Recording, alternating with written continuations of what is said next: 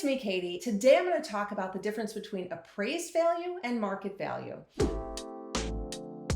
Before I begin, I want to make sure that you like and subscribe to my channel. I've got a lot of great information that's going to be coming out. I don't want you to miss it. And also, if you have any comments, feel free to plug them in below. All right, so what's the difference between appraised value and market value? We should probably just start by saying, what is appraised value? Appraised value is actually the number that an appraiser is going to put on the house. Most likely, an appraiser is going to be called when you have a buyer with a mortgage contingency. And it's really important because the appraiser is telling the bank, how much is this home worth? I know it's a little backwards because the buyer has literally just given you an offer and has told you how much the house is worth. But the appraiser then gets to come in and say, oh, but is it really worth that much? And the reason they need to do that is because let's say somebody comes in when you're listing your house at $500,000 and somebody is so excited, there are multiple offers, and they say, we're going to pay you $800,000. The problem is that the bank is actually only going to give a loan for a percentage of that loan amount. So if they're giving a percentage of a loan for $800,000 versus $500,000, they could be in serious trouble if then they go and try and sell it and get their money back. They'll never get their money back. When the seller goes to sell, they might not be able to sell it because then they're underwater because the bank has given them too high of a loan. Hence what happened in 2008 with the mortgage crisis. The homes were valued too high, and when people went to try and sell them, they were underwater. So the appraisers are really important in saying to the bank, hey, I think this house is worth $500,000. If that is the case, what will happen is then the seller and the buyer typically need to renegotiate the contract. It's really important to understand that appraised value number. It doesn't mean that's what you have to list it at. It means that you need to understand that there is somebody else who is going to come into your house and he or she is going to tell the bank how much your house is worth. It doesn't seem fair, does it? I've had lots of deals that have fallen through because an appraiser says a house is not worth as much as the buyers said. So that's why you need to know this appraised value. And the way you get to an appraised value is the appraiser is going to basically look at the square footage, the age, the number of bedrooms, the number of bathrooms, the location, size of yard, garage. This is an apples to apples comparison. This does not really take into consideration much about what the market is doing. It's really saying based on these comps that sold within the last 3 to 6 months, that's it, not a year, not 2 years, it's the last 3 to 6 months, I believe this house is worth X. You need to make sure that you know those comps. So you need to look at the square footage, the age, the number of bedrooms, the number of bathrooms, and the condition, and you need to be objective about it. And if that house sold for more money down the street and it is your age, your square footage, and maybe they have a new kitchen, your appraised value is going to be less than that one. That's the key. Remember, appraised value. When you go and you look at like Zillow or automated estimate, that's probably as close to an appraised value you can get from just guessing. And the reason why is because all of these automated systems take the exact information from all of these different areas to tell you exactly how much that house is worth based on their algorithm. It doesn't take into consideration that maybe one house was cuter than another, or maybe it had a better bathroom or a better layout. It doesn't look at any of that. All it does is it looks apples to apples. So when I'm looking at these automated values, I do believe those are probably pretty close to the appraised value. Let's talk about what the market value is. The market value is separate from the appraised value. And when an agent comes in and is giving you a number, they are usually giving you the appraised number. I want you to recognize that your market value and your appraised value might not be